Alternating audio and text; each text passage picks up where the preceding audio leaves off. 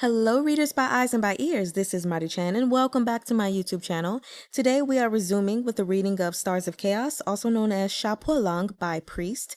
We'll be covering part of Arc 4, Dragon Threat. Considering it consists of chapters 27 through 36 and is over 100 pages long, I'm going to split this arc into two videos. So in this video, we will be covering chapters 27 through 31. I hope you all enjoy. Arc 4, Dragon Threat. Chapter 27, An Elopement. Perhaps some mysterious deity delivered Marshuku a reminder from far across the continent, telling him that his son was about to get snatched away by a bald donkey. Either way, a month after the Black Iron Battalion departed, Gu Yuan actually remembered to send home a personal letter for Chang'e along with his report to the emperor. The handwriting Chang'e had copied countless times spilled out across a sheaf of pages. First, he made an earnest apology, then explained why he had left without a goodbye, using appeals to both logic and emotion, before finally expressing his longing for home and promising that, as long as everything remained peaceful in the Northwest, he would make it back to the estate by the end of the year for the New Year's celebrations. Chang'e read the letter through to the end, then set it aside with a faint smile. Even if he were thinking with his toes, he'd still know this wasn't a product of the Marquis of Order's hand. Such nauseatingly sentimental phrases like, "separated by thousands of miles, I am anxious by day and sleepless by night," and "eat properly and stay warm, do not add to the worries that trouble my soul," absolutely could not have sprouted from the fields of Gu Yuan's mind. Those long-winded lines were the clear mark of Shun Yi's work. At the most, his bastard godfather had copied it over in his own hand. Yet Chang'e was dismayed to discover that despite his clear understanding of the truth, the mere thought that these lines had flowed from Gu Yuan's brush made him want to dig every word off those pages and embed them into his eyes. Unfortunately, when the end of the year came, Gu Yuan went back on his word. Knowing he was at fault, Gu Yuan kicked Shun Yi out so he wouldn't make more careless promises on his behalf and took up the challenge himself, finally managing to write Chang'e a long and shitty letter of apology. Chang'e laughed in anger after reading it, even though he felt that this time the letter was quite sincere. Gu Yuan really had no talent for cajoling people, so the end result was nothing but an exceptionally sincere gust of wind to fan the flames of Chang'e's indignation. Marshugu opened with a 3-page ramble on miscellaneous trivialities he'd found interesting, managing to wander 10,000 miles off topic within 1,000 words. Only at the end did he stiffly tack on the 5-word phrase, "I'm busy with military affairs," to summarize why he couldn't return to the capital. Chang'e didn't care about the way to roast desert scorpions for the tastiest results, but even after he searched from beginning to end multiple times, he was unable to find the answer to the question he cared about the most. If Gu Yuan wasn't coming back this year, when would he be back? But after that, "I'm busy with military affairs," there was nothing else. Instead, he had appended a long catalog of gifts. Gu Yuan must have felt that a written apology was insufficient, so he expressed himself with actions too. He shipped all the nice things he received that year back to the Marquis estate and stuffed them all into Chang'e's hands, everything from shining jewels to worthless trinkets. That day, 15-year-old Chang'e shut himself in his room and endured a Wuarga attack with a Lolan dagger sent by Gu Yuan for company. When it had passed, he made a decision. He didn't want to stay in the Marquis estate like a useless good-for-nothing, and he didn't want to learn the armchair version of literary and martial arts from an old scholar and his always terrified Shifu. He wanted to walk out on his own 2 feet and see the wider world. On New Year's Day, Chang'e went to the palace escorted only by Zhu Xiaojiao to give his well wishes to the emperor, going through the usual motions. He lingered in the Marquis estate until the 16th of the first month, when he had the kitchen make a bowl of longevity noodles that he brought back to his room and ate himself. Then he calmly announced the decision that once again detonated the entire estate. "I'm planning to stay at the National Temple for a while," Chang'e declared. Taking in the old housekeeper's ghastly green face, he added, "Uncle Wang, Don't worry, I'm not planning to become a monk. I just want to join Great Master Liao Zhen in his practice for a while and pray for Yifu. The old housekeeper said not a word. What could he say? He prepared the money for offerings and endured the pain in his chest as he sent someone to lead Chang'eng, Ge Pengxiao, and Xiao Niangzi to the temple. The old housekeeper of the Marquis estate thought those imposing gates at the entrance must be cursed by some barbarian sorcery. Every single child who crossed through those gates, whether born to the family or taken in from outside, was more troubled than the last. The old housekeeper still remembered what Gu Yuan had been like as a child. Back then, he was like an injured wolf pup with an indiscriminate grudge against everyone around him.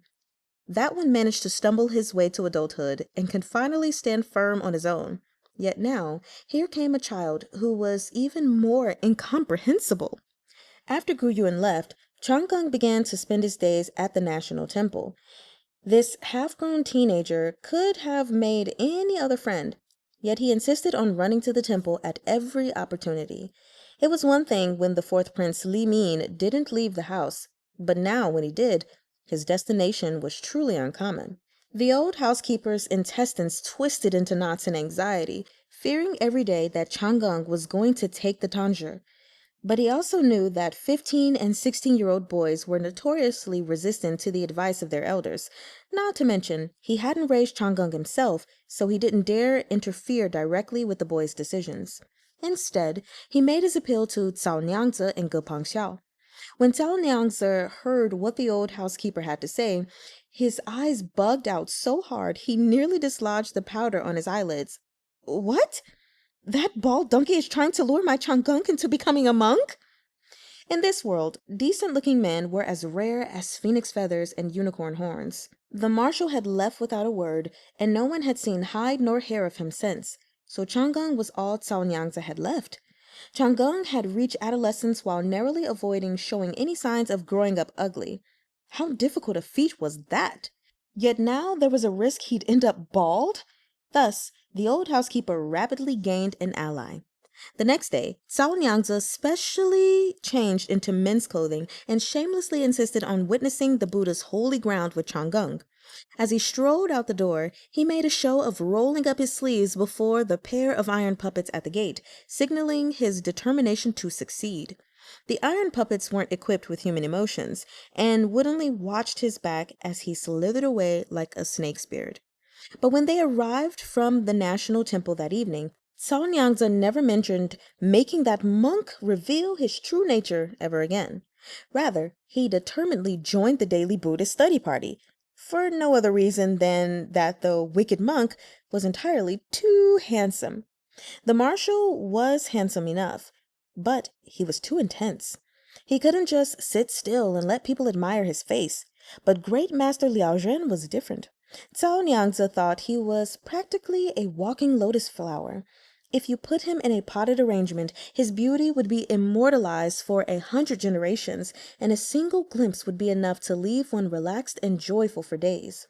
The old housekeeper didn't know what love potion Liao Zhen had slipped first one and now two of these children, so his only option was to recruit Ge Pengxiao. Bound by duty, Ge Pengxiao began to accompany Chang'eng and Cao Niangzi. A few days later, Ge Pengxiao also turned traitor. It turned out that Liao Zhen not only knew how to recite scriptures, he was also extremely well-versed in many varieties of violet gold-powered machinery and puppets. Ge Pengxiao had even bumped into some members of the Lingshu Institute while visiting him. For the sake of his dreams of flying a giant kite into the sky, Ge Pengxiao aligned himself with the monk's lotus seat without another word. So it was that after a whole year, the housekeeper had become quite used to Chang'eng and the others running off to the temple every few days, and now paid it little mind. He never expected that the one thing the fourth prince would learn from Gu Yuan was how to make his escape. The day after Chang'eng arrived at the National Temple for his extended stay, he left without saying goodbye. He first told the guards escorting him that he would be entering closed-door cultivation with Great Master Liao Zhen for a time, and that no one should disturb them. Of course, the guards didn't dare and stayed put outside the door. That same evening, Chang'e gathered up his two traitorous hangers-on and went off on an excursion to Jiangnan with great master Liao Zhen. A few days later, when the guards realized something was amiss and came in search of their charges, all was left was that monastic cell with a brief letter written on a single sheet of paper. The old housekeeper wanted to cry, but he couldn't find the tears. He could only send someone to bring a memorial to the emperor and have someone else deliver a letter to Gu Yun. The emperor's attitude upon receiving the news was decidedly open-minded. First of all, he didn't care overly much for this discount baby brother of his, and second of all, he was a devout Buddhist and had a blind faith in Liao Zhen. Hearing that Chang'e had gone traveling with him, he was even somewhat envious. How unfortunate that he was tied down by worldly affairs and couldn't himself enjoy the enrichment of the eminent monk's presence. Gu Yun was even further out of reach and couldn't be counted on. The desert raiders in the western regions were as numerous as hairs on an ox, and heaven only knew where he'd run off to in pursuit of them. Even if the letter reached Xiliang Pass without incident, locating Marshal Gu himself would be entirely up to luck. Half a month later, heedless of the Marquis estate, which was currently exploding like oil in a hot pan, 3 teenagers and a monk sat around a table in a little tea house in Jiangnan. The spring planting season in Jiangnan had already begun, but as they looked out from their seats, they spotted very few people toiling in the fields. A couple of old farmers in conical bamboo hats leisurely watched the iron puppets hard at work. Unlike the menacing-looking guardian and sword-training puppets in the Marquis estate, these iron puppets planting the fields in the spring rains weren't humanoid, but were fashioned to look like a little cart with a wooden ox head on top. Hustling back and forth in the fields, these puppets looked rather cute. This was the first batch of farming puppets sent by the court to be tested in the Nanjing region. Liao Zhen rapped on the table to regain Chang'e and the others' attention. After knowing him for over a year, they had come to understand his sign language, so the monk no longer needed to write every word by hand.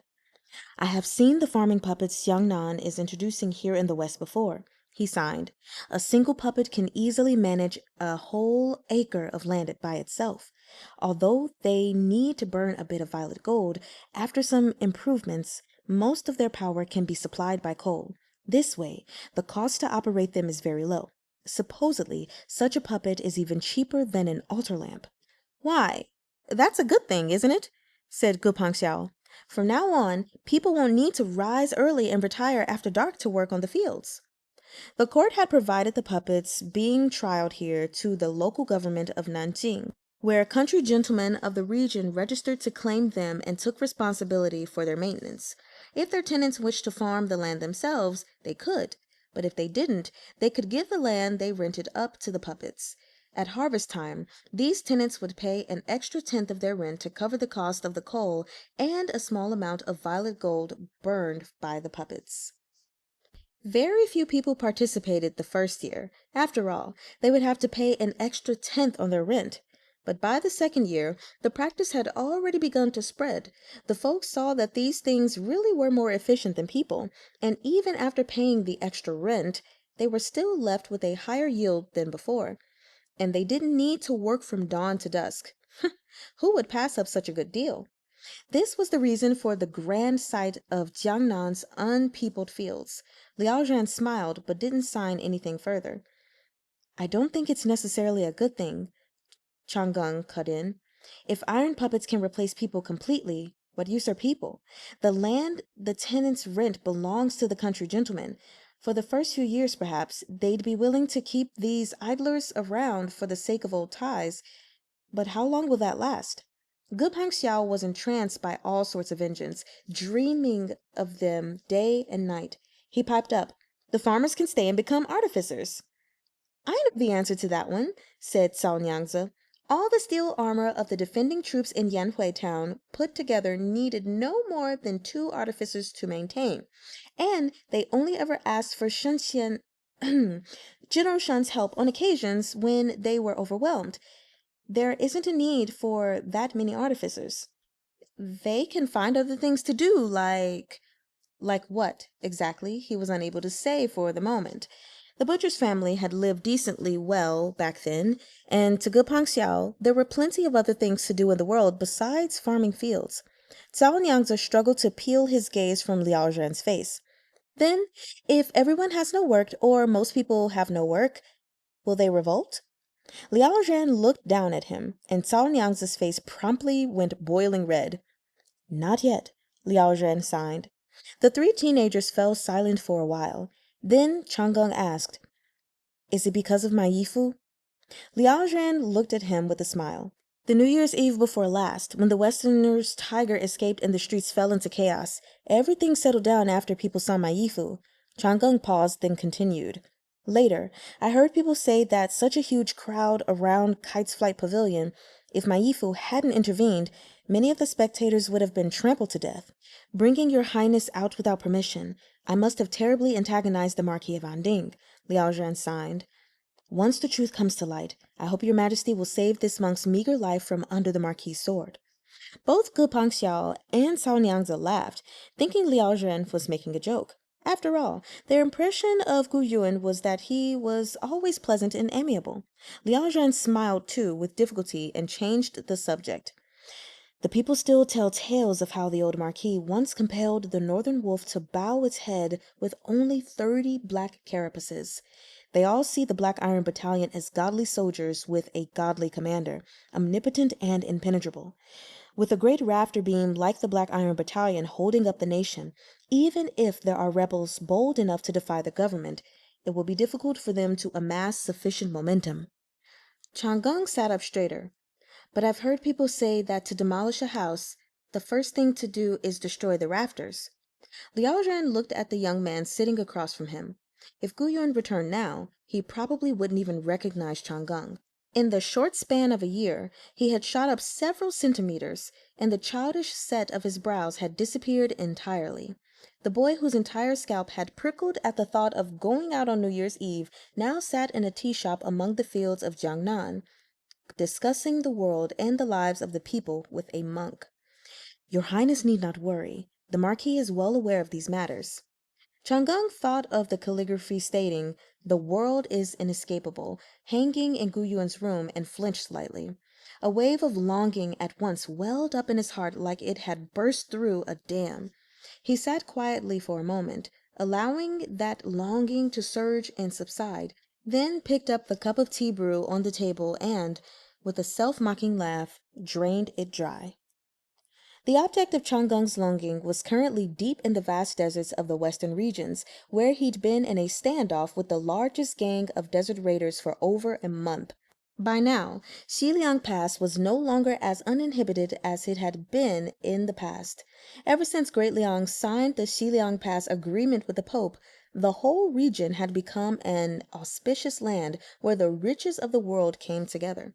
Merchants and travelers quickly flocked there, and the populations of the surrounding towns swelled. Westerners, Central Plains people, and residents of all the small nations in the western regions lived hip to hip and shoulder to shoulder, practically fused together like doting lovers. With its prime location at the entrance to the Silk Road, the small nation of Lolan in particular became a trading hub and quickly transformed from an unknown little piece of earth into a land flowing with gold. The people of Lolan were joyful and passionate, content to live and work in peace, and didn't like to make trouble. They hadn't played any part in the Western region's rebellion in the past and had always maintained friendly relations with Great Liang. Thus, it was no accident that the emperor placed the entrance to the Silk Road here. "Sir, Xiao Jia and the others have captured the thieves' lair. Shall we act now?" asked Shen Yi. "What are you waiting for? After we bag their leader, we'll go catch a meal from the Prince of Lolan tonight." As he spoke, Gu Yuan lightly pressed a hand against his eyelids. "Are your eyes—" "No," Gu Yuan muttered, "but my eyelids keep twitching. Maybe—" Before he could finish, one of his personal guards strode up, retrieving a letter from his lapels. "Sir!" "Where's this from?" "A personal letter from the Marquis estate, sir. It arrived at Xiliang Pass, but they couldn't find you, so they got a Lolan courier to deliver it here." Maybe it's a reply from Chang'eng, Gu Yuan thought, tearing it open with eager expectation. Shen Yi saw Gu Yuan's face go dark. "What is it?" That bald old donkey Liao Zhan best not find himself in my hands, Gu Yuan ground out. He paced a few laps around the commander's tent with his hands behind his back like a headless fly, then abruptly kicked over his writing desk. Summon a few Blackhawks. Jiping, you take charge of things here for now. Chapter 28. Jiangnan. What? Asked Shen Yi. I'm going to Jiangnan. Shen Yi cried out in pain. Ayo, my chin crashed into my feet, my poor toes. Are you insane? The commander of the defending army on the northwest front deserts his post without permission to go on a private errand to Jiangnan. Are you trying to get yourself killed or start a rebellion? After we wipe out the desert scorpion's nest today, it should quiet down for the next few months, Gu Yun replied calmly. At the Black Hawk's speed, we'll be in Jiangnan in a day or two, and I won't stay long. I'll be back as soon as I find them. Shen Yi took a deep breath, readying a veritable cascade of words, but before a single one could leave his mouth, Gu Yuan elbowed him right in the stomach. Shen Yi yelped and doubled over. I haven't even said anything. One must be on guard against all eventualities. That night, 13 black steeds rode from the depths of the desert to break the long standoff and capture the leader of the raiders and his henchmen in a single strike. When Gu Yuan heard the report, he gave the order to haul them all in and left that very night without taking a moment to rest. The Prince of Lolan, Ban Eduo, had prepared plentiful food and wine and was standing ready to treat the weary Black Iron Battalion to a feast upon their arrival. But no sooner had they arrived than he saw Gu Yuan changing into Black Hawk armor, his face full of unaired grievances. Lolan was situated in a key location at the entrance to the Silk Road. Its citizens were children of the desert, and they despised the rampant desert raiders. Over time, the Lolan people had become the Black Iron Battalion's best guides as they trawled the desert suppressing raiders, and the two nations enjoyed a rather friendly relationship. The people of Lolan were skilled in song and dance and loved good wine. Both their men and women were avid drinkers, and their prince was the most avid of them all. Neither Marshal Gu's inscrutable stratagems nor his extraordinary martial prowess impressed Ban Eduo, but the man greatly admired Gu Yuan's alcohol tolerance, which allowed him to drink hard liquor like water. He had already declared himself Marshal Gu's friend in feasting and carried out this self-appointed duty to the utmost. Ban Eduo drawled and whined in a tone almost like the singing wanderers in the desert. Marshal Gu, why are you leaving as quickly as the clouds flit across the horizon today? Are you off to pursue a girl like the setting sun? Shen Yi didn't know what to say to that. What did it mean for a girl to be like the setting sun? Red and round? I'm off to chop someone to pieces. Oh! Still holding 2 jars of wine, Ban Eduo started in surprise, then muttered, You just finished chopping, and now you're chopping more? Do you not eat dinner at night after you've had breakfast in the morning? Gu Yuan raised his voice, his tone murderous. Step aside. Black Hawks swooped in like dark shadows. They alighted behind Gu Yuan, then disappeared again in the blink of an eye like a dark whirlwind, leaving only sensuous curls of white smoke in their wake.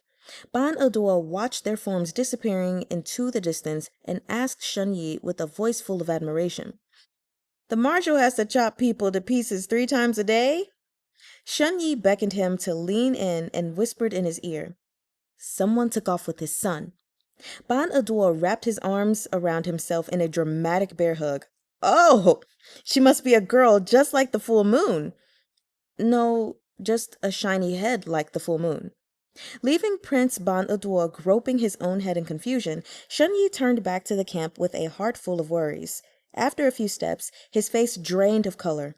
Shit, Gu Yuan left in such a rush. Did he even remember to bring his medicine? Jiangnan welcomed a sand and dust-covered Gu Yuan with a mild drizzle barely heavy enough to wet one's clothes. He stopped for a few minutes to rest and regroup before taking his men and charging right into the estate of the Regional Judiciary Commissioner of Yingtian, Yao Zhen.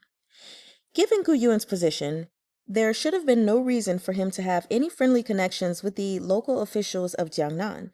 But there was an old story here. The first time Gu Yuan went out with the military to engage raiders When he was 15, he saved a few unfortunate bastards who were being held hostage by the ferocious bandits. Yao Jun, an official who had been framed, dismissed from his post, and sent home, was one among them. Later, Yao Jun was reinstated and became the regional judiciary commissioner of Yingtian. His and Marquis Gu's relationship was a friendship between gentlemen, cordial, and neither sought to gain anything from the other, but they had always kept in touch. It just so happened to be Commissioner Yao's day off, so he had slept until the sun was high in the sky. When his servant brought him the news, his entire body froze in shock. He said he was who? He said his surname was Gu Zixi. Gu Zixi. Yao Jun brushed away the crust at the corner of his eyes. The Marquis of Order, Gu Zixi? And I'm this dynasty's senior grand secretary. How are you falling for such a con? Drive them out. The servant acknowledged his order and turned to leave. Wait. Yao Jun sat up, still clutching his blankets, and mulled it over for a minute. Just wait a moment. Perhaps I should go take a look. With a fortuitous spark of realization, he suddenly thought that abandoning his post without leave might be exactly the kind of thing Gu Yun would do. At this time, Liao Zhen, who also happened to be in Yingtian Prefecture, had yet to realize the catastrophe hanging over his head. This monk was stingy, practically to the point of zen. He broke every large coin into two, and if there was a broken-down temple to sleep in, he'd never stay at an inn. He subsisted on chaff and wild herbs, and relied on alms for every good meal, or, as it were commonly known, begging. He wouldn't spend money and absolutely refused to let Chang'eng and the others spend theirs either. Fortunately, these three half-grown teenagers could all withstand a little hardship and stuck by him in his wanderings despite never knowing where their next meal was coming from. Liao Ren's travel plans were extremely off the cuff. Sometimes he took them wandering in the streets and alleys between ordinary city dwellers' homes, and sometimes he wandered aimlessly between the fields. He was indiscriminate as to where he asked for alms. They'd visited the homes of country gentlemen and philanthropists, as well as ordinary tenants, accepting whatever they were given. Once, they visited a childless elderly person living alone, and seeing that they really had nothing to spare, not only did they not get a meal, they actually left some money behind for their host. People freeze and starve to death even in peaceful and prosperous times, and people luxuriate in power and riches even in times of turmoil. Liao Zhan signed to Chang'eng and the others as they wove their way through the market in a little town. The term, the way of the world, should be split into two parts. The way is the direction in which people's hearts point, and the world is a single grain of rice beneath the twinkling lights of a city, a single brick in an endless stretch of city wall. Great Master, you were meant to renounce worldly affairs, said Chang'eng, for even when you speak of the world, your explanations always lead one to see the way. Chang'eng was nearly taller than Liao Zhen at this point, and his voice had entirely lost the crispness of youth. It was a bit low, and he spoke at an unhurried pace, giving one an impression of steadiness. He was quiet by nature, and though he used to feel uncomfortable all over when he saw dense crowds, at some point he had cultivated the ability to make his way anywhere as if he were strolling idly through a spacious courtyard. Perhaps because he was determined to break himself down and remake himself, some of these minor vexations had naturally become inconsequential over time.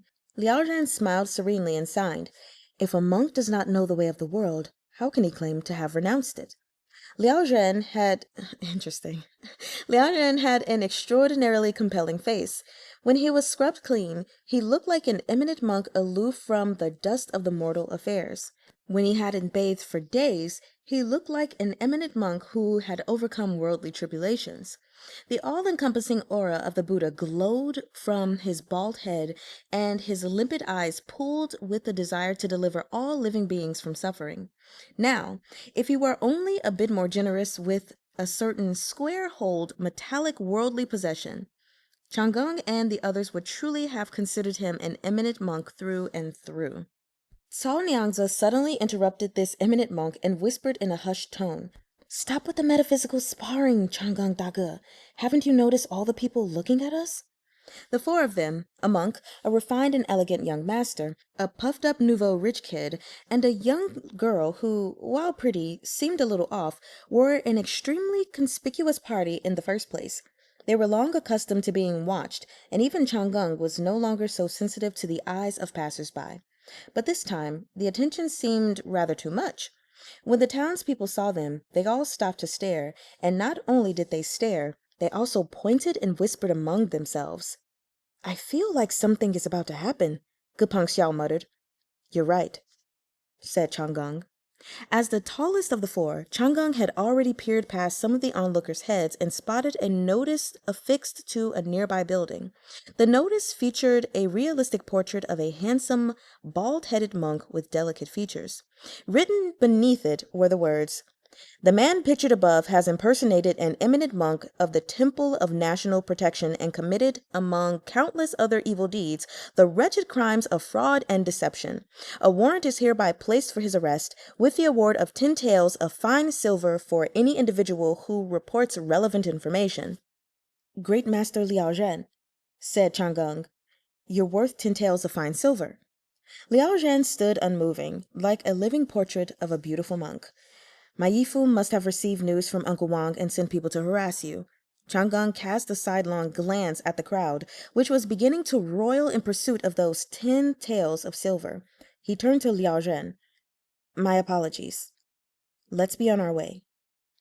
"Amitabha, Your Highness, don't forget the promise you made in the tea-house," Liao Zhen signed rapidly. Then the monk up and ran as if the bottoms of his feet were coated in oil. The man was truly a stunning example of one who could stand as still as a stone, yet run like the wind. Seeing that they had alerted their prey, all the common folks in the market, eager to obtain those 10 taels of silver, threw caution to the wind and rushed in from all sides with the cry, "Depraved monk!" and "Liar!" "This is exactly what my dad and the others did when they went up the mountain to hunt rabbits," Gepeng Xiao remarked. Chang'e and Cao Niangzi gave him a look. Brandished sticks and yowl, trying to scare the rabbit into such a panic they'd hurl themselves into the waiting nets. "What? I'm serious." Great Master Liao Zhen was much smarter than the rabbits. He didn't panic. He had already gotten a sense of the layout of the market in this little town, and he darted left and right, moving so fast his figure was a blur. Who knew how he calculated his route? But with a few back and forths, he had tangled the people chasing him from all sides into a knot, clearly fully in his element. Shouts of "Move aside!" sounded from a short distance away. A squadron of prefectural troops had arrived, likely here to make the arrest after receiving someone's report. So, Guyun really is the one behind all this, Chang'e thought to himself. He was partially comforted, yet partially irked. It was comforting to know that even if Guyun was far away in the northwest, he wouldn't leave him to fend for himself completely. Guyuan's methods were a bit nasty, but at least this meant he was thinking of Chang'e in his absence. At the same time, Chang'e felt he had made too much trouble for Great Master Liao Zhen. What's more, the man didn't even show his face at the estate for the new year. So why was he sticking his nose in this business all the way out here now? Cao Niangzi grabbed his sleeve. "Dage, what do we do?" Chang'e extracted himself from his conflicted thoughts and, after a moment's consideration, reached into his traveling bag. He grabbed a handful of loose silver ingots, took aim, and tossed them out like a heavenly maiden scattering flowers. "Money! Catch!" It was fortunate that Liao Zhen had run off and wasn't paying attention, or his heart would have ached so terribly fresh hair would have grown from his head. All the people pursuing the monk were shocked silly after being smacked in the head with money and immediately bent down to pick it up. Hearing there was cold, hard money right here, the others gave up that fleet-footed prospect of silver and all turned back to snatch the real thing. The crowd formed a snarl of bodies, solidly barricading the soldiers behind them. By then, Liao Zhen was long gone. Chang'e smiled. "Let's go too." He took the lead to slip through a gap in the crowd, planning to escape unnoticed from the scene of the crime. But before he could get away, hoof boots rang out from the other end of the alley. Any closer, and the rider would cut them off and trap them within the crush. Anyone riding a horse toward a busy market was either there to stir up trouble or to catch a fugitive. "大哥, let's escape through the alley," Gupeng Xiao suggested. "It's hopeless," Cao Nyangzi said woodenly. "Let's just accept our fate." The approaching hoofbeats stopped precisely at the entrance to the market. A few military men dismounted their horses and arranged themselves into a neat line, and in the center was someone Chang'eng would recognize even if he turned to ash. Chang'eng was thunderstruck. No one could have expected Marshal Gu to rush back from the northwest to catch them himself. Gu Yuan had thought his plans through on the way here. First, he was going to flay Liao Zhen alive. Then, he was going to catch Chang'eng and give him a proper spanking. Saplings must be trimmed to grow up straight, and he figured he'd spoiled this child too much before. It seemed that every bit of gentleness he'd learned from the late emperor had indeed been useless. He'd have to mimic the grouchy old marquis to be a father after all. But the roaring conflagration of rage in his chest sputtered out the instant he laid eyes on Chang'eng. Gu Yuan nearly failed to recognize the young man from his seat on horseback. Teenage boys change by the day. In Yanhui town, he was always watching over Chang'eng, so the signs of his growth weren't obvious, except from the ever-shortening hems of his pants. But after a separation of over a year, these gradually accumulating changes had transformed this man into someone completely unrecognizable.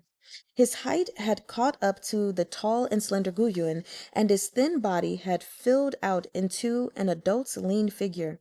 The look of disbelief on the young man's face flashed by for only an instant before it was covered up by his newly learned composure. Gu Yuan allowed the horse to stamp in place for a moment, thinking to himself expressionlessly, "Looks like I can't spank him anymore." It wasn't that he couldn't get the better of the boy, but since Chang'eng now had at least the appearance of an adult, disciplining him like a child would no longer be discipline, but humiliation. The years blended together to Gu Yuan. They all passed swiftly by, each without any special meaning. But in this moment, he belatedly understood the mercilessness of time. He had looked away for merely an instant, and his little Chang'eng had grown up in a rush. The days he had missed would never return. It dawned on Gu Yuan that Chang'eng was 15, nearly 16. In 3 or 4 more years, he would move to the Prince Yanbei estate and leave the shelter of Gu Yuan's spread wings. What was 3 or 4 years? Maybe just enough time for him to make one more trip back to the capital. After that, would the only thing left between them be a passing connection? After a whole year, Marshal Gu finally managed to wrap his head around this thorny issue. Dismounting from the horse, he walked straight up to Chang'eng and said with a stormy expression, "Come with me." Chang'eng's gaze was fixed on Gu Yuan, unwilling to move even an inch. There was a shallow wound on his neck, a souvenir from the desert of the western regions. It hadn't yet fully healed. Chang'eng found his voice with difficulty. "Yifu, why are you here?"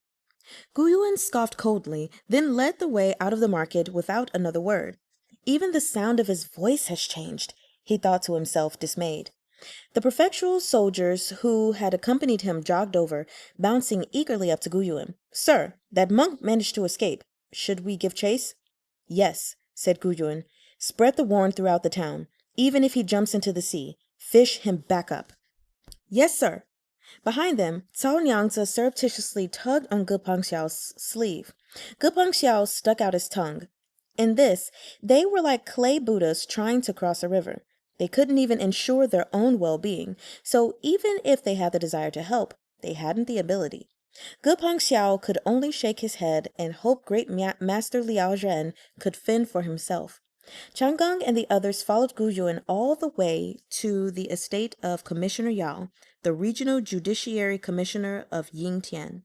Fully prepared to flatter his unexpected guests, Commissioner Yao brought his staff out to welcome them at the gate. "Your Highness the Fourth Prince has graced this modest abode with his presence, bringing honor to my humble home. Please come in. I have prepared good food and excellent wine to receive your Highness." Before he was done speaking, Gu Yuan had already stalked inside with a face as gloomy as the king of hell. Two sentences were written all over his face. Receive whom? Just let him starve. Gu Yuan couldn't manage to figure out how to talk to Chang'eng that entire evening. He could only drink cup after cup of Lolan wine he brought from the border alone in his room. After a while, someone knocked on the door. Come in. Chang'eng gently pushed the door open and stepped inside. Yifu. Gu Yuan was silent, his expression unreadable. Chang'eng closed the door behind him and ducked his head slightly, as if it was taxing to look at Gu Yuan for too long. Yifu, I've missed you very much. Gu Yuan gazed at him for a moment longer, then finally sighed. Come here. Let me get a look at you. Chang'eng obediently went. There was a scent of unfamiliar wine surrounding Gu Yuan. It was slightly sweet, perhaps the smell of a wine from the western regions. He wore the ever-present cold iron pauldrons on his shoulders. Chang'eng had thought he would be able to remain in control before his godfather, but he had overestimated himself, just like he hadn't anticipated Gu Yuan would come look for him in Jiangnan himself. He sucked in a breath, then impulsively stepped forward and embraced Gu Yuan. Chapter 29. Dragon Threat. All of Gu Yuan's temper melted away in an instant. He returned Chang'eng's embrace and patted him on the back a few times. When his chin brushed against Chang'eng's shoulder, he could feel that those shoulders were no longer a rack of bones, solid only in appearance. Gu Yuan wanted to be direct and tell him, I missed you as well. But the words rose and fell in his chest, and in the end caught stage fright, fleeing back into his belly. Instead, he offered him a faint smile. How big are you now? Yet you're still trying to act cute. Chang'eng closed his eyes. He knew he couldn't push these boundaries any further. Emotions couldn't be controlled, but one's limbs and body could be kept in check. He smoothly released Gu Yuan and stepped back, allowing the invisible wildfires to rage away inside his chest. He knew he wanted too much, unreasonably much. He felt all manner of resentment and anger because of these desires. Every single one was ugly and despicable, so he didn't dare to let the barest trace of them show. Chang'eng sucked in another deep breath, then asked, Why have you come to Jiangnan, Yifu? Gu Yuan shot him a glare and retorted huffily, You still have the face to ask? Isn't it all because of you? Chang'eng didn't dare stare at him too long and lowered his head ever so slightly. Gu Yuan thought he spoke too harshly. The scolding that had risen to the tip of his tongue was hurriedly swallowed back down. He clenched his thumb in the palm of his hand, rubbing it joint by joint a couple times. Only now did the fatigue from his long journey hit him. Pushing through the sudden onset of weariness, he considered his words a few times, then spoke in as even a tone as he could muster. Sit. Tell me why you went off with that bald... he coughed. Gu Yuan realized that calling Liao Zhen a bald donkey in front of Chang'eng might not be the best choice of words, but it was impossible for him to call him Great Master. He was stuck. Chang'eng took a quick glance at his expression, then explained. Great Master Liao Zhen was planning a journey down south. It was I who insisted on coming along. I'll feel terribly guilty if Yifu causes trouble for him because of my actions. This child was too good with words. He knew how to make excuses for that bald old donkey, and he also knew how to do it without angering Gu Yuan, sketching the details of the situation in just a few words. Gu Yuan nearly felt terribly guilty right along with him. For the second time, he was privately surprised. It had only been a year. Where had the kid who was as blunt as a wooden club learned to speak with such eloquence? When Yifu was my age, you had already gone south to squash rebellions and fight raiders. Yet I have no literacy nor martial accomplishments to speak of, so I wanted to leave the estate and see the outside world. Chang'eng snuck a glance at Gu Yuan and saw that his eyes had gone bloodshot. He couldn't bring himself to go on. The ocean of guilt overflowed from his chest to his throat. He added lowly, But my methods were willful, and I've made Yifu go to all this trouble. I was wrong. You should punish me. Gu Yuan fell silent for a spell. Then he said, The first time I joined a military campaign, it was actually old General Du and all the old Marquis' men who went to the late emperor and insisted. Chang'eng's head shot up. Gu Yuan wasn't especially modest, and often rambled boastfully when he was drunk. He had bragged about all sorts of nonsense to the tune of, I could knock 20 iron puppets flat within half an incense stick time with my eyes covered and my ears plugged. But come to think of it, Guyuan's glorious history encompassed making his name as a youth, assuming command of the Western Campaign, and rebuilding the Black Iron Battalion. Any one of these accomplishments would have been enough to brag about for a lifetime, yet Guyuan never mentioned them. Guyuan set out another cup and poured Chang'eng a measure of the mildly sour wine. This is the lowland people's wine. You're grown now. You can have a few sips. Chang'eng took a sip, but didn't taste anything special in the flavor, so he set it to the side. He hadn't seen Guyuan in a long time, and just looking at him already made his blood rush. He really didn't need the assistance of wine. Back then, I didn't understand anything at all, Guyuan said slowly. I was just getting in the way.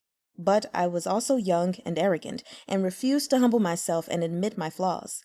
While we were pursuing raiders, there was a time I was too rash and acted on my own.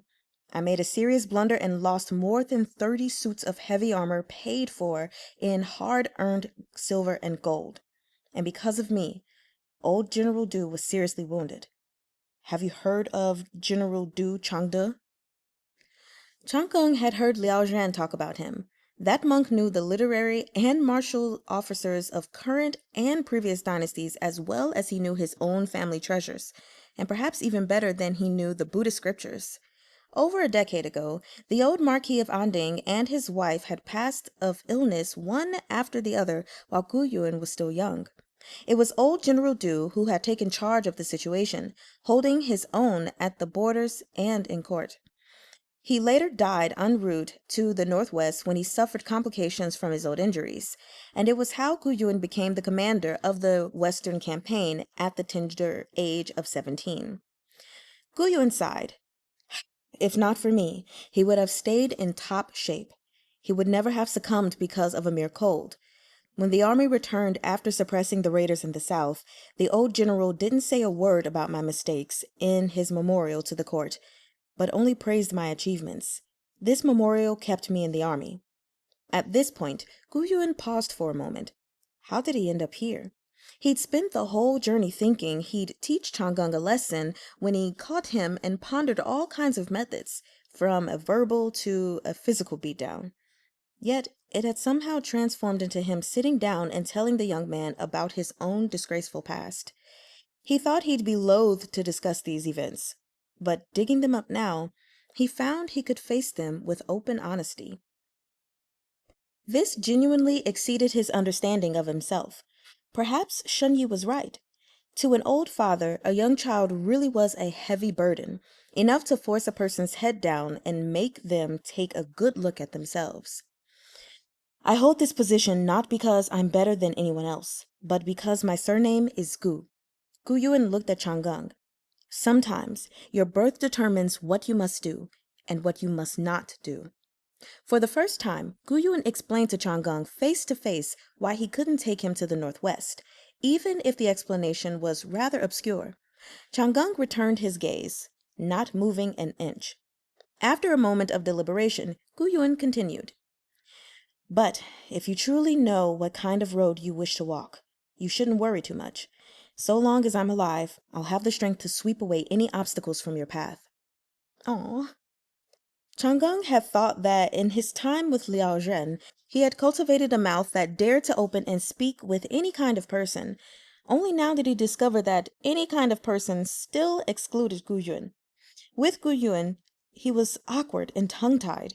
He'd always considered himself a burden the late emperor had tossed into Guyuan's hands, a greedy person who coveted a life that didn't belong to him. But now, he discovered that it wasn't the case at all. Chang'eng thought to himself then that no one would ever treat him the way Guyuan did. A figure appeared at the door. Sir! Guyuan collected himself and waved at Chang'eng. Go get some sleep. I'm sure you've had nothing good to eat and nowhere good to rest with that monk. Oh, or do you want to stay here and sleep with me? The inside of Chang'eng's head exploded like an array of fireworks and his face went bright red. Guyuan laughed at him. So you've learned to be embarrassed too.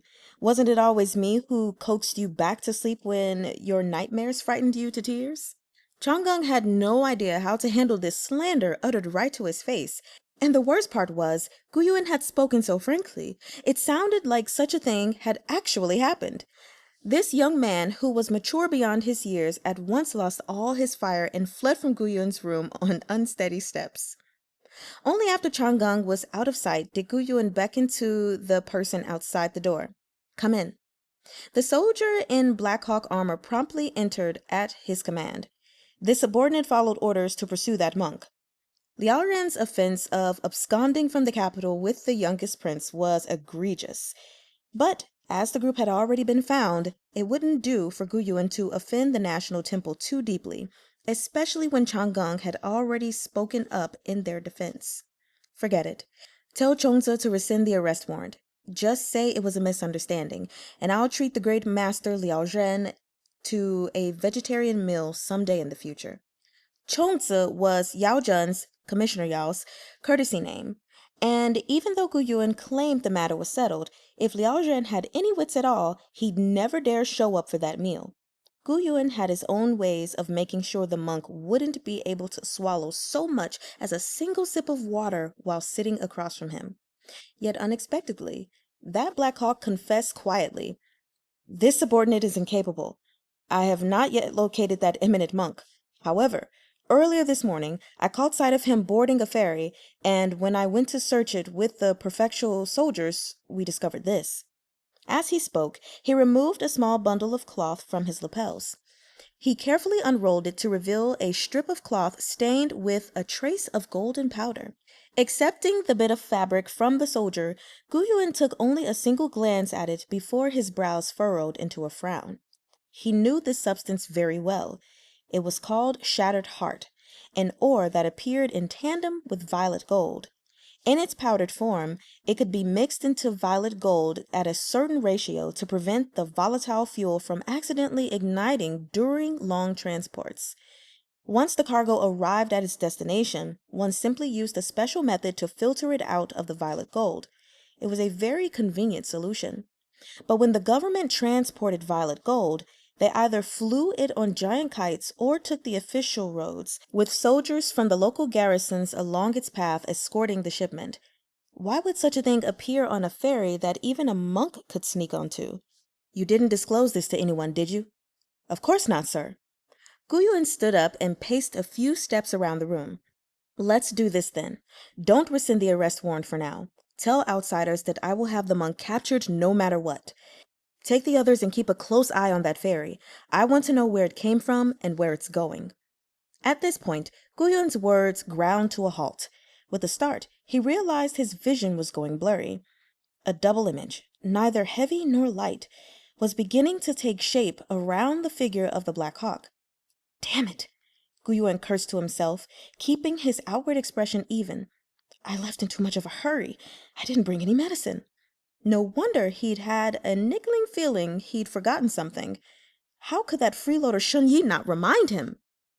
Sir? The Black Hawk asked in confusion. Gu Yuan picked up where he'd left off as if nothing was amiss. If we can, let's try to identify the owner of the boat.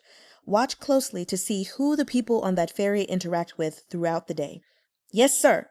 Reassured, the Black Hawk turned to leave. Wait, one more thing. Gu Yuan stopped him. If you find that monk, bring him to me, but keep it secret. The Black Hawk strode off with his orders. When he was gone, Gu Yuan turned up the gas lamp on the table and sat down, unmoving. Jiangnan didn't produce violet gold. If there really were something on those ferries, there were only two possible sources. Either some official in Jiangnan was scalping it in secret, or it came from overseas. The former was easy enough to deal with. Jiangnan was a rich region, far from the emperor's sphere of control. It would be a simple case of someone taking advantage of the introduction of the farming puppets to skim off the top for personal gain. The judiciary commissioner and supervisory commissioner would handle the culprit, and he wouldn't have to intervene. But the latter would be far more complicated. None of the 8 branches of the Great Liang military were weak. with the Carapace and Hawk divisions being the strongest among them. Their dominance was the result of 3 generations of the Ling Shu Institute's blood, sweat, and tears. In terms of equipment, they were in no way inferior to the Far Westerners, who excelled in their strange technological tricks.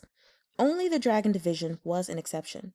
Although Great Liang's Dragon Division was nominally designed for naval battles, it usually only served as coastal defense and rarely ventured into the open sea. Their vessels couldn't compare to the Westerners' giant ships with their enormous sails that could ride the wind and slice through the waves. It had always been so. Even back when maritime trade routes connected all corners of the world, the ships docked at the coastal harbors were nearly all of far western origin. In those days, Emperor Wu was on the throne, and Great Liang, overflowing with power and riches, cared little for trade with these Western barbarians. It was always the Westerners themselves who scurried all the way out here for gold. Back then, establishing trade meant the other party delivering the goods right to the nation's doorstep. Then, Great Liang would deign to open up the borders, reluctantly accept the Westerners' trinkets, and award them a bit of pocket money in return. In the times of the late and current emperors, Great Liang had enjoyed the profits of maritime trade and was enthusiastic about the idea of increasing them. Yet, because the northwestern border had never known peace, the project to upgrade the nation's coastal defense to include great dragons capable of crossing the sea had always been put off. It wasn't for a lack of money, but for a lack of violet gold to provision it. If those ferries really contained privately scalped violet gold, they were likely a clear and present risk to coastal defense along the East Sea. Had Liao Zhan unintentionally led them to that ferry, or was this part of some premeditated plot? In the brief time it took for all these thoughts to pass through his head, Guyuan's vision had gotten even blurrier. He fumbled around in his lapels and pulled out that glass monocle, setting it on his nose as a stopgap measure. This way, at least he could see a little bit out of one eye. Guyuan barked out a dry laugh. What now? Chang'eng's feet barely touched the floor as he fled back to his own room. His heart was still pounding when he opened the door and found a ghostly pale monk just inside. His heart leapt right back up into his throat, and he hurriedly pulled the door shut behind him. "Great Master Liao Zhen, what are you doing here?" he whispered urgently. Liao Zhen raised his joined palms to him with a smile. "Amitabha Buddha, there is nowhere this monk cannot go." This monk seemed to have learned to make himself invisible. He came without a shadow, left without a footprint, and could even walk right into the regional judiciary commissioner's estate. This man truly did seem like a divine being. He signed to Chang'eng. "The Marquis of Anding will surely let me go this time. You needn't worry." Chang'eng wasn't worried about him. His mind was sharp, and after just a few moments of thought, he grasped what was going on. "Did you use me to lead him here on purpose? What exactly is going on in Yingtian Prefecture?" Liao Zhen looked at him appreciatively and slowly began signing again. "The Fey Flood dragon in the East Sea has been cultivating into an imperial dragon. This monk has come to deliver a heavenly tribulation." What was he trying to say? An imperial dragon? Did Prince Wei plan to revolt? Or was it something else? A number of thoughts flashed through Chang'eng's mind in an instant. He had known this monk was involved in mortal affairs, but he never expected he was involved to this degree. He looked at Liao Zhen with a hint of wariness, but before he could question him any further, Liao Zhen motioned for him to follow and nonchalantly jumped out of the window. Chang'eng hesitated for only a moment before grabbing his sword and chasing after him. Chapter 30. Condensed Fragrance. Chang'eng followed in Liao Zhan's footsteps to the outskirts of the city. By the time they arrived, the night was already dark, and the streets around them had fallen silent. Even the noise made by the wooden cart that sounded the night watches inside the city had faded into the distance. Chang'eng stopped and called out to the person in front of him. "Great Master Liao Zhen, please slow down." Liao Zhen paused. When Chang'eng spoke, his voice was measured, and there was no sign of anger in his bearing. He was mild and polite, just the same as when he quietly drank kuding in Liao Zhan's room in days past. The only difference was his hand, which was resting on the hilt of his sword, ready to draw his blade and skewer the monk through at any time. Great Master, you and I have shared many intellectual discussions these past days, and I have learned a great deal. I have also come to understand that your heart is filled with concern for the whole world, and you are not someone content to stay within the monastery walls discussing the Buddha and the Tao. Our Marquis of Anding has marched unhindered through the land, a celebrated general of this generation. But no matter what pedestal the nation and the world may place him on, to me, he is a loved one I can depend on unreservedly in times of need. I am a nobody with few capabilities, and my sword is barely enough to hold my own in this world. I am powerless to intervene in major events, and my heart is only large enough to contain my concerns for the Marquis estate and a few other people. Great Master, I hope you understand. Liao Zhen was stunned. He didn't know how Chang'e usually spoke to Gu Yun, but to outsiders, he was always 3 parts speech, 10 parts implication. Liao Zhen thought he had witnessed the full extent of this ability, but he never expected anyone in the world could say something so murderous as, "Fellowship is fellowship, but if you dare touch a hair on Gu Yun's head, I'll slaughter you on the spot," in such a refined and erudite manner. Liao Zhen looked down at the monk's shoes, which were so stained after a day of running around that it was impossible to discern their original color. He signed. Your Highness, you are a descendant of royalty, and there is benevolence in your heart. You will make your mark on the world. There is no need to hold yourself in such little regard. Chang'e's expression remained placid and unmoved. If a man living in the world cannot even manage the little plot around him, what need is there for him to cast his gaze so far? Liao Zhen shook his head and laughed. Seeing that Chang'e wouldn't be so easily led astray, he had no choice but to solemnly sign. Marshal Gu is a pillar of the state. Pull one thread, and the whole will unravel.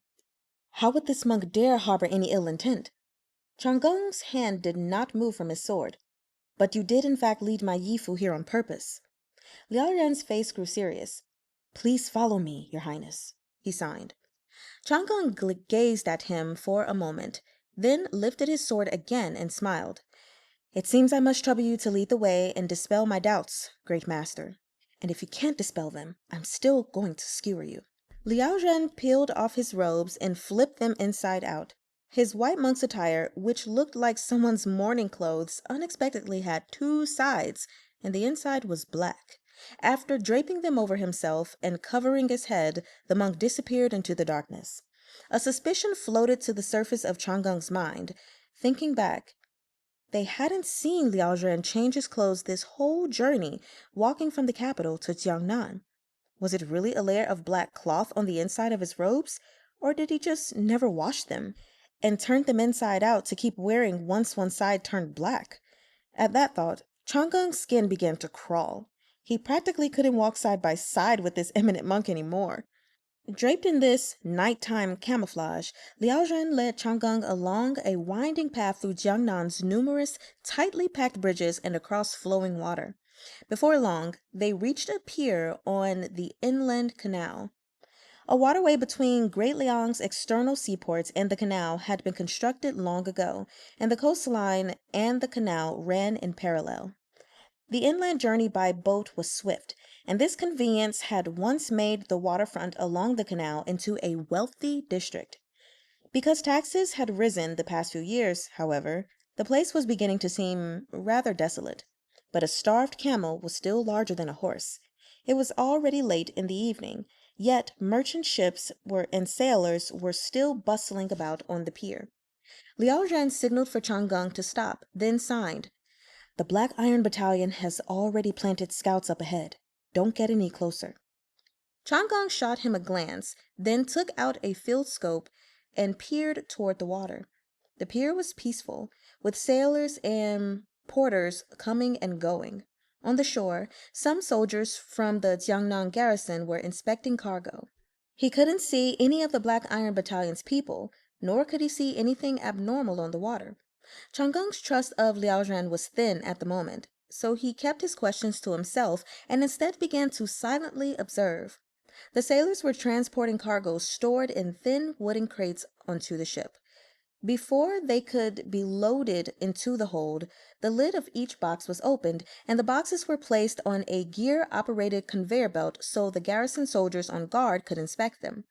The boxes would then be transported to the other end of the pier, where a few sailors were waiting to seal up each crate and carry them on board. When they had passed through a few days ago, the locals had mentioned that inspections of the merchant ships working the sea and canal ports in this region usually weren't so strict. It was only because the court had granted Jiangnan a large shipment of violet gold for the farming puppets that inspections had tightened up to prevent petty criminals from scalping the goods. Just then, one of the crates was opened for inspection, and Changgung's nose wrinkled involuntarily even from hundreds of meters away. What is that smell? Liao Zhan wrote on the tree next to him. Condensed fragrance. What? Changgang started. Your Highness has lived in the Marquis estate all this time. Liao Zhan signed. The incense you used there was likely imperially granted. You aren't familiar with the cheap goods that commoners use. They take the remnants from a large batch of aromatic materials and compress them into an oil or cake. The scent is extraordinarily strong, so the cakes are stored in 3 layers of sealed jars to prevent the smell from leaking through. To use it, you take out a small amount and dissolve it in warm water, and it retains its scent for several months at a time. One cake of condensed fragrance is only the size of your thumb, but it can easily be used for 8 to 10 years and costs as little as 1 string of coins. The compressed fragrance was excessively strong, and in large quantities, any fragrance became pure stink. Changgung's head was beginning to ache from the smell, so he didn't have the wherewithal to correct the monk's misapprehension. The Marquis' estate never used incense, and their clean clothes only ever smelled of soap pods. Changgung raised the field scope to examine the merchant's ship and saw a man's silhouette flit through his field of view. His hair ornaments and clothing were unlike those of the Central Plains. Thinking of the tales Liao Zhen had told them of his travels overseas, he said, I think I just saw a Dongying man like the ones you've described. This must be a merchant ship heading for Dongying. What do the Dongying people want so much condensed fragrance for? Are they going to boil it and eat it? Liao Zhen gave him an approving look. The crates of condensed fragrance snaked out in a long line like a winding dragon, and 4 or 5 large ships, immersed in darkness on the water, were waiting to take them on. It was even more impressive a sight than the fleet of merchant ships transporting fresh seafood docked beside them. If a single cake of condensed fragrance could be used for 8 to 10 years, why would anyone buy this much? Never mind the tiny archipelago of Dongying, even the entire citizenry of Great Liang might not generate enough demand to clear these ships. The garrison soldiers began to tear up at the overpowering stench and covered their noses with handkerchiefs, urging the sailors to move their cargo along as quickly as possible. The soldiers had a dog with them to assist with the inspection, but it had already been overwhelmed and was lying off to the side, unmoving. Great Master, Changgung asked quietly, if you can enlighten me, what is the garrison's dog there to detect? This is a canine inspector, Liao Zhen signed. Violet gold has a faintly fresh and bitter scent. Ordinary humans can't smell it, but dogs' noses are very sensitive. Violet gold is an essential commodity. When Emperor Wu gave strict orders to clean up the black markets for violet gold, canine inspectors made a great contribution. They are still in use today. The canine inspector's eyes had rolled back in its head from the stench of cheap condensed fragrance. Never mind violet gold. At this point, it wouldn't even be able to smell a meaty bone. So do you suspect that Dongying fleet has some ulterior motive and lured my Yifu here to investigate? Before Liao Zhen could so much as nod his head, Changgung pressed. Then, if I may be so bold as to ask, how could you know our Marquis would come in person? Not to mention, this should be Yingtian Prefecture and the Jiangnan garrison's responsibility. Even if he deserted his post to come here, how could you be certain he would interfere? Why haven't you gone to the regional supervisor of Yingtian or the regional judiciary and supervisory commissioners? Why have you insisted on seeking help from afar, setting up this elaborate plot to draw him here from the northwest? Liao Zhen was still for a moment.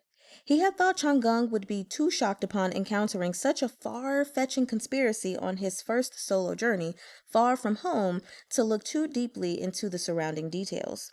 He never expected that Chang'e wouldn't be very shocked at all. He'd only frowned once this whole time, and now he was insisting on getting to the bottom of Liao Zhen's story.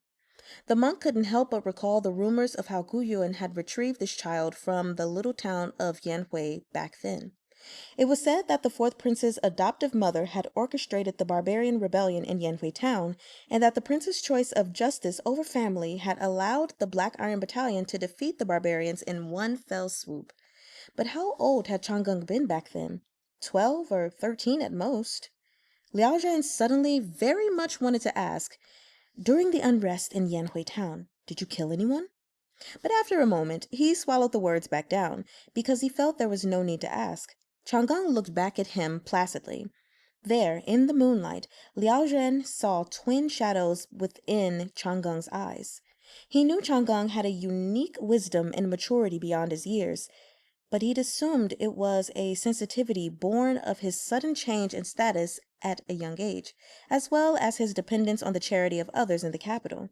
Only now did the monk realize that this young man had likely seen a darkness known to no one else. He suspected even Gu Yuan did not know. Liao Ren's attitude turned cautious. He considered his words for a moment, then deliberately signed. I knew he would come, and I knew if he came, he would definitely intervene. The implications of this incident are too wide for a tiny little place like Yingtian Prefecture to handle. I'm sure the Marquis shares a tacit understanding with us on this matter. Chang'e narrowed his eyes, keenly picking up on that suggestive us. At that moment, a whoosh of wind sounded behind them. Before Liao Zhen could react, Chang'e's sword, which had hung by his side until now like an ornament, left its sheath with a screech of metal, an instinctive reaction honed by countless matches with the iron puppet. The blade, bright as snow, collided with a black iron wind slasher. Chang'e recognized the newcomer as a Black Hawk, and both combatants lowered their weapons and stepped back at the same time. Upon seeing whom he'd crossed blades with, the Black Hawk gasped in surprise and dropped to one knee. This subordinate has committed a grave sin. My apologies for disturbing your highness. What's going on? Asked Chang'e. The Marquis ordered me to bring the Great Master back for a discussion, answered the Black Hawk. Chang'e's eyebrows, which had only just lowered, shot up once again. Gu Yuan wanted to see Liao Zhen in private? And what did Liao Zhen mean by shares a tacit understanding? Liao Zhen readily removed his ridiculous headcloth and offered the soldier a dignified bow in return. His body expressed, in that case, I will impose on your hospitality even more clearly than he could have with words. When they returned to Yao Zhen's estate, Gu Yuan sent someone to take Chang'e back to his room, and he never found out what Gu Yuan said to Liao Zhen. Early the next morning, a Black Hawk knocked on his door. Great Master Liao Zhen will resume his travels, and the marshal will return to the northwest. He has tasked this subordinate with escorting your highness back to the Marquis estate. Please inform me when you are ready to depart. If they hadn't witnessed that strange fleet of Dongying merchant ships at the canal ferry crossing the previous night, Chang'e might have almost believed him. But before he could speak, they heard a light rap on the wooden banister at the other side of the hallway. The Black Hawk turned and saw that the odd mute monk had appeared behind him at some point. Liao Zhen made a wait gesture to Chang'e, straightened his clothes, and pushed open Gu Yuan's door. The Black Hawk and Chang'e were both astonished. The monk hadn't even knocked. If not for the fact that the entire Marquis estate knew that Gu Yuan hated those bald-headed monks, Chang'e would have suspected these two had some sort of significant relationship. Likely afraid he'd be beaten back out, Liao Zhen didn't step through the open door, but bowed at the person inside from the hall. Gu Yuan, for his part, didn't bite the monk's head off. He only said in a somewhat impatient tone, Great Master, what advice do you bring? Marshal, Liao Zhen signed. Hawk's chicks don't grow up in golden cages. Besides, you are short a few of the attendants you will need to avoid suspicion. Why don't you bring His Highness with you? The late Emperor left His Highness the title of Commandery Prince Yanbei, and In a year or two, it will be time for him to make his debut at court. Great master, you interfere rather too much, Gu Yun replied frostily. Liao Zhen suddenly stepped forward across the threshold.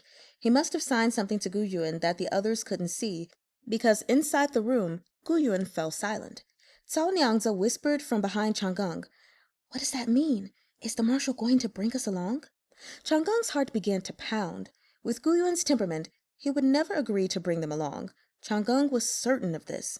He thought he would have to choose between following Gu Yuan in secret and acting on his own, or being obedient and going back to the capital so as not to make him worry.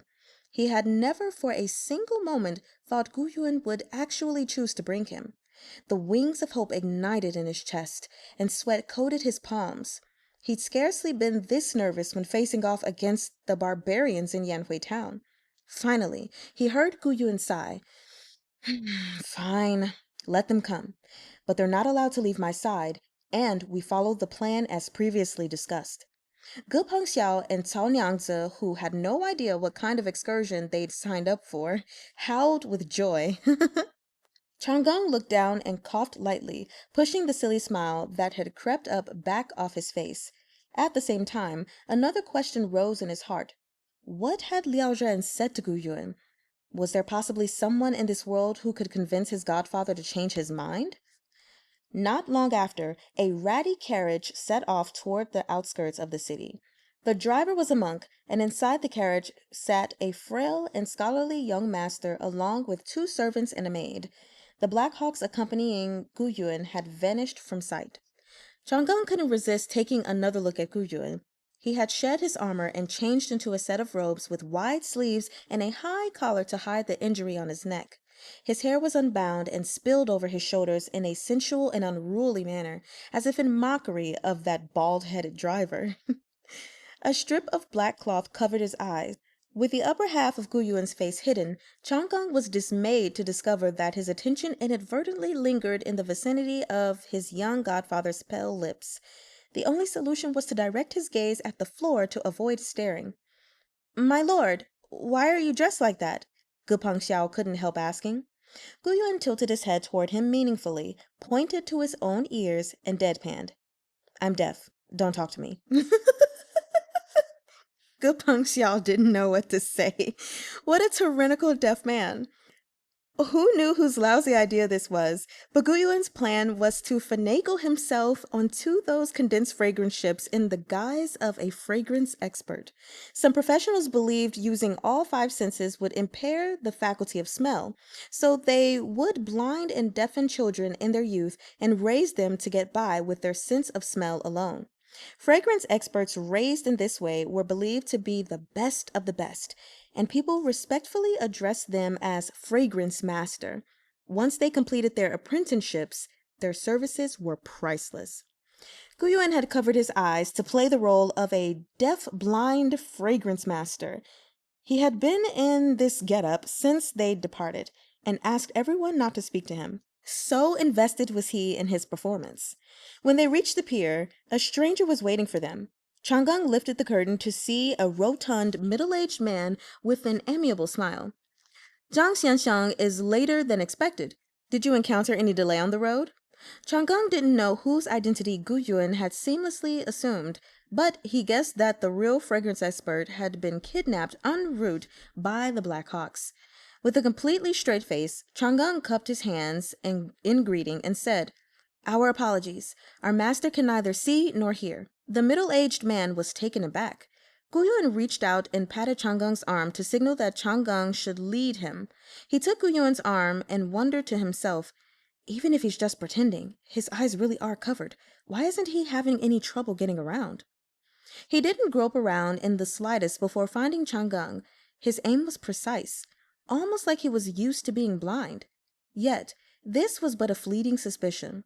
When Gu Yuan stepped down from the carriage, he bent down and nearly leaned fully into Chang'eng's arms. Suddenly seeing him like this without his armor, Gu Yuan looked unexpectedly frail. Chang'e thought he could lift him off the ground with just a sweep of his arms. His mouth went dry, and the composure he had demonstrated when interrogating Liao Zhen with one question after another evaporated entirely. He could barely maintain his placid expression, his heart racing like a horse as he guided Gu Yuan over to that middle-aged man, mechanical as a walking corpse. A look of suspicion passed quickly over the man's face. He bowed and said, "My apologies. I was not aware that you were in fact a fragrance master. Our humble business has purchased only the type of condensed fragrance that comes at a few coins a jar. This—" Before he could finish, a few men dressed as sailors turned their heads toward them in quick succession. Light flashed through each of their eyes, and their temples bulged. It was clear at a glance that those people were no sailors. Chang'e ducked his head and pretended he hadn't seen, but stepped forward and discreetly shielded Gu Yuan behind him. He wrote in Gu Yuan's palm, "Master, they're asking about our origins." Chapter 31. The Land of the Dead. With no change in expression, Gu Yuan unhurriedly retrieved an envelope from its lapels and handed it to Chang'e. There was no letter in the envelope. It was just an empty container with a cold scent floating about it, eaglewood and rosewood mixed with some other unidentifiable scent. The previous evening, the Blackhawks had found 3 envelopes on the kidnapped fragrance expert, and this one was among them. Each of the 3 envelopes contained a different scent. The fragrance expert was remarkably stubborn and refused to tell them the meaning behind the envelopes under any kind of interrogation or torture. Granted, with time being so short, Gu Yuan probably wouldn't have taken him at his word even if he'd confessed. Of these 3 envelopes, this was the only one of which Gu Yuan had some understanding. Supposedly, there was a once despotic emperor who subscribed to crooked doctrines and commanded his servants to create this fragrance to help him attain immortality. It was called Imperial Sovereign's Fragrance. Cold but lacking in clarity, it was rich and luxurious. The late emperor had kept some stashed away in secret and lit it on impulse one year, finding the scent quite unlike the incense commonly used in the palace. His Majesty had told Gu Yuan that, although the scent was pleasant, people also called it dying nation's fragrance. Lighting it once in private was of little consequence, but if the imperial censors found out, they'd lose their minds. It must be kept a secret between the 2 of them.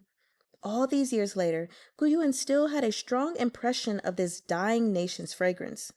Gu Yuan had noticed Chang'e tense up when the man spoke. Even before Chang'e wrote anything in his hand, he was already considering whether or not deploying this envelope was the right move. Gu Yuan weighed his options and said to himself, 1 out of 3.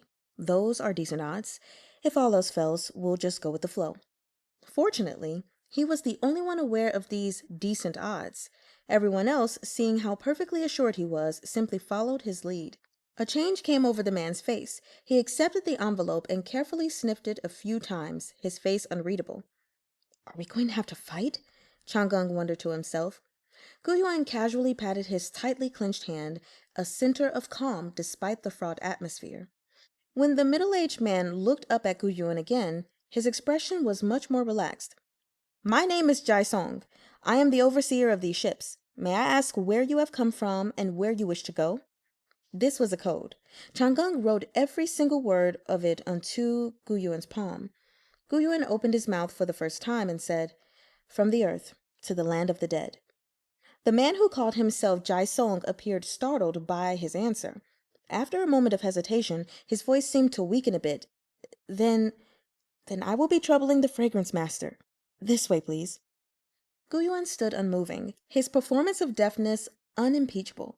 Only when Chang'e slightly tugged on his arm did the blank-faced Gu Yuan follow his lead, perfectly embodying a strange and temperamental fragrance master whose senses were dead to the world. Under the cover of Gu Yuan's wide sleeve, Chang'e wrote in his palm, Yifu, how did you know they're cold?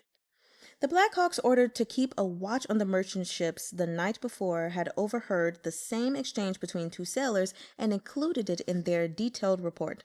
Gu Yuan had no idea what it meant and was only muddling his way through, but this didn't stop him from bragging to Chang'e. There's nothing I don't know. The whole party boarded the Dongying merchant ship without a hitch. Several Dongying people emerged, examining this legendary fragrance master with curiosity. Under the influence of Great Liang, Shinto Buddhist culture had flourished in Dongying, and quite a few people also came forward to offer their greetings when they saw the monk behind Gu Yun. Chang'e discreetly examined these Dongying people. Their numbers were greater than he had imagined. On account of their official status as escorts for the ship, all of them were armed with long swords, and several of them had iron cuffs and strange-looking darts strapped to their wrists and thighs. As they crowded closer, Chang'e detected a faint scent of blood coming off their bodies. Suddenly, there was a loud cry, and a masked Dongying person appeared out of thin air and landed behind Gu Yun, swinging a curved blade at his back without warning. Chang'e's reaction was instantaneous. Without even removing his sword from its scabbard, he raised his blade and blocked the assailant's blow. The man let out a shrill, unintelligible shriek before his small, slender body contorted at a strange angle, as boneless as a snake. In his hands, the curved blade transformed into a wicked serpent's tongue and lashed out 7 strikes in a row at Chang'e. At the same time, the man's left shoulder burst open and a Dongying shuriken shot straight toward Gu Yun. Perhaps Gu Yun was simply taking his performance to the fullest. He didn't move an inch as the blade hurtled toward him, as if he'd heard nothing at all. In desperation, Chang'e drew his sword and hurled the sheath, knocking the shuriken away the instant before it brushed Gu Yun's chest. This wasn't Chang'e's first fight, nor was it the first time he'd had such a close call. But it was the first time someone had nearly wounded his young godfather right before his eyes. A faint sheen of red flickered across his eyes as the Wu Arca in his body began to stir. His wrist snapped down, and he deployed a move he usually used against a sword-training puppet. The curved sword in the Dongying attacker's hand trembled violently and nearly bent under the force of Chang'e's blow. Before his opponent could retract his blade, Chang'e landed a solid kick to his waist. It was said that in order for certain Dongying people to climb walls and run along rooftops, to hide and wait and commit assassinations, they had to be smaller and more slender than the average person. This snake-like man must have been an exemplar among them. But though his movements were nimble and unpredictable, his slight frame couldn't take a beating. Chang'e's kick nearly ejected his intestines from his throat. Unable to maintain his grip on the curved sword, he made a stumbling retreat. Chang'e did not intend to let him go. He flicked the curved sword off the ground with the toe of his boot, and it buried itself in the deck, barring the man's path. Chang'e's own sword swiveled in his hand, poised to slice that Dongying man in half.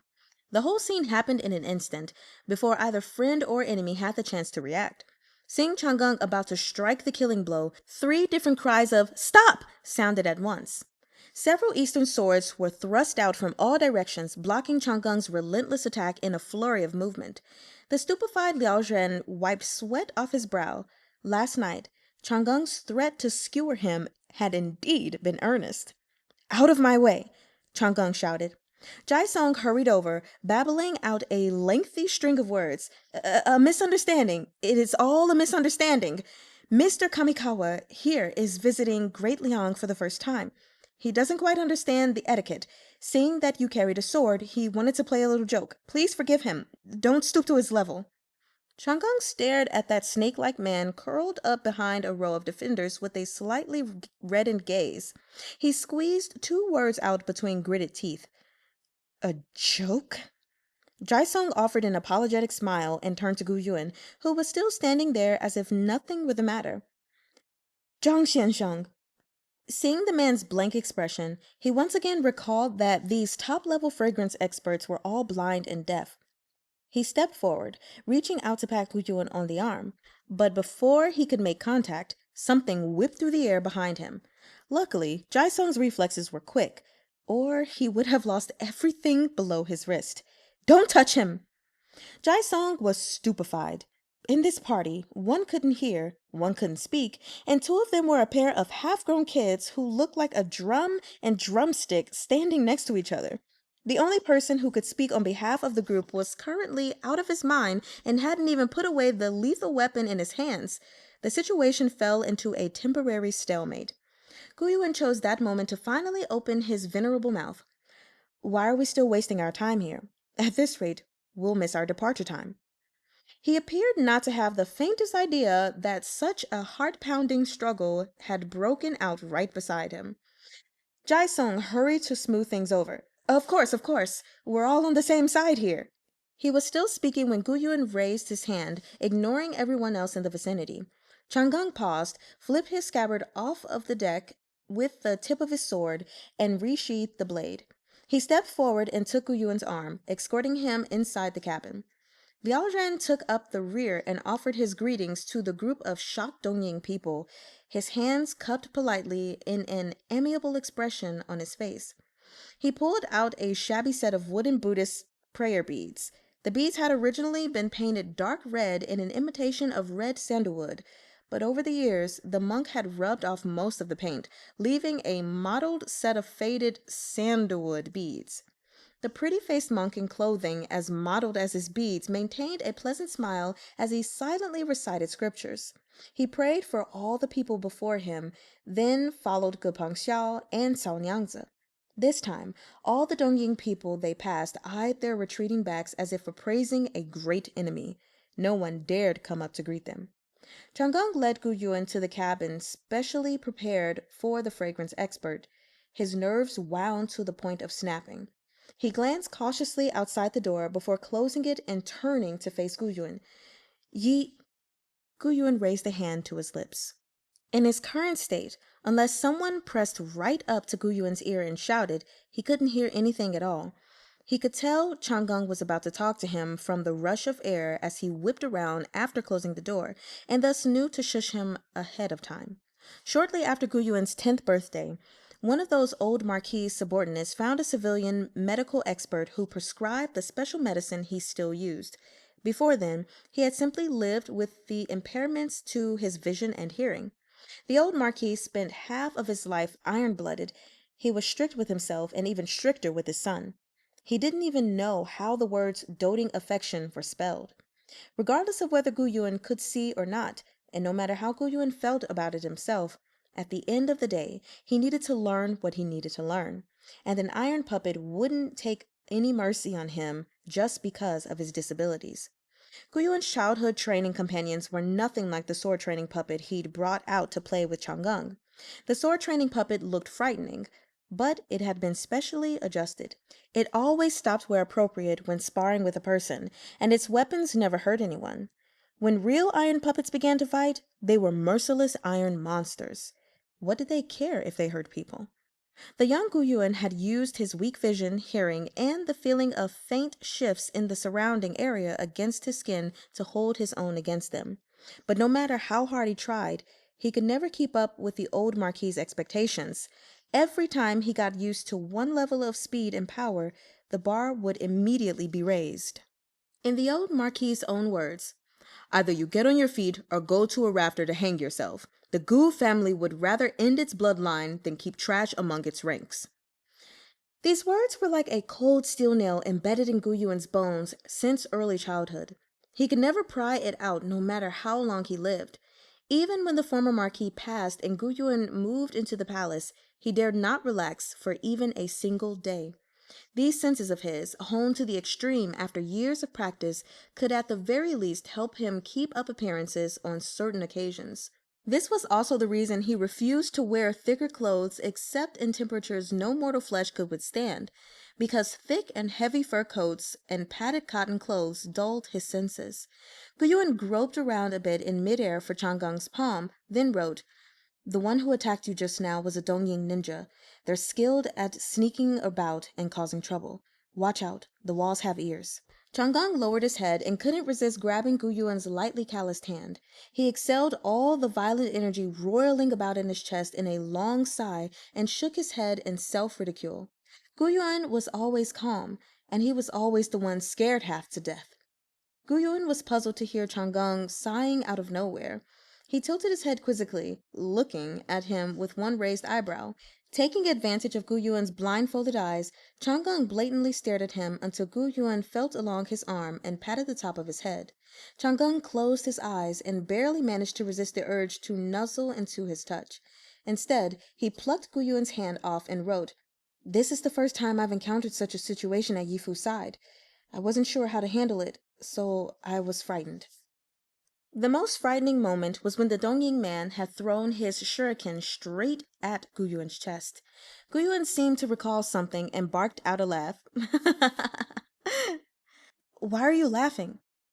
"I have to be lenient with you," Gu Yuan scrawled across his palm in looping cursive script. "If I had the guts to say I was frightened to my dad's face, I'd have gotten a beating." Chang'eng thought to himself, "Then why do you never beat me?" Not only had Gu Yuan never beaten him, he rarely even raised his voice or spoke to him in anger. And even when he did, he never stayed mad for more than a handful of stern words. He practically pampered Chang'eng like a daughter. The first few times Chang'eng faced off against the sword training puppet, he had been scared and couldn't get the hang of it, but Gu Yuan never showed any disappointment or impatience. Looking back now, Chang'eng felt that his wasn't the gaze of a strict elder teaching a junior, but rather of someone indulgently watching a child's clumsy games. "The Dongying people are very difficult to deal with in a fight. They have a lot of little tricks," Gu Yuan wrote, "but they don't have many true experts. The shuriken looked fearsome, but its trajectory was curved. It was just a test to see if I was really blind. There's nothing to fear from the Dongying people on this ship. What I'm worried about is their destination."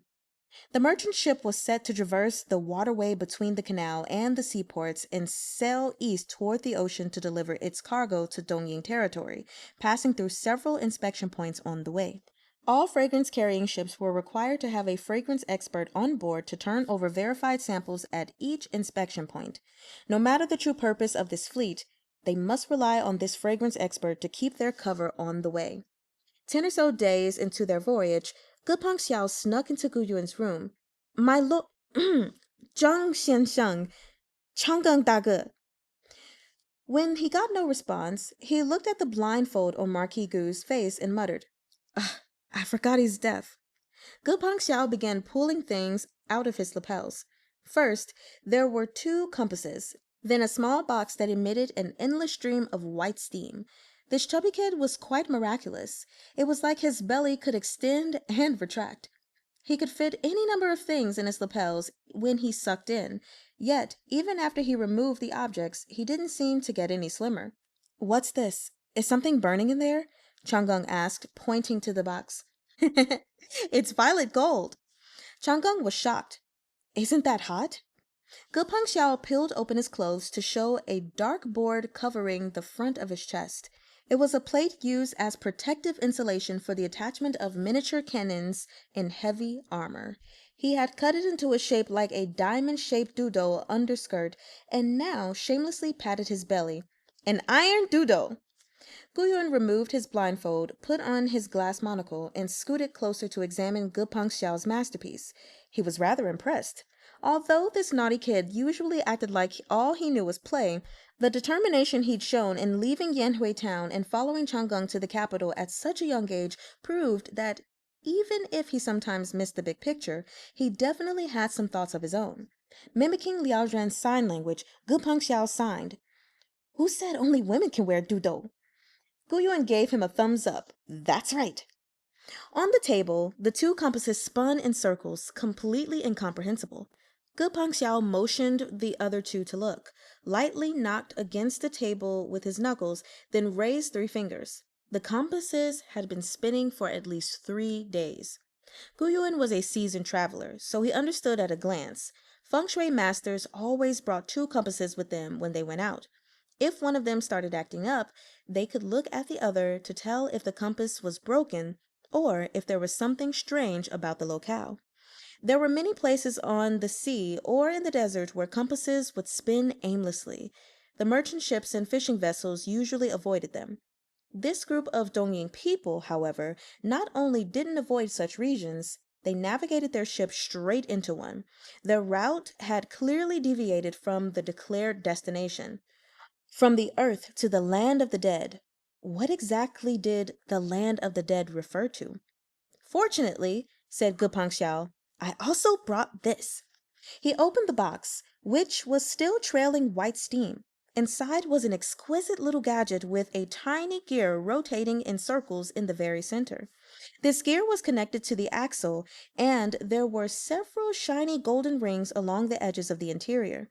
The character Ling was inscribed in the corner in seal script.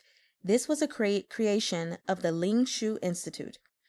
The Ling Shu Institute gave us the template for this. While it's running, this axle right here, Gupeng Xiao pointed at the component in question, always points in the same direction. It's more accurate than a compass, but it runs on violet gold, so the finished product never made it to the market.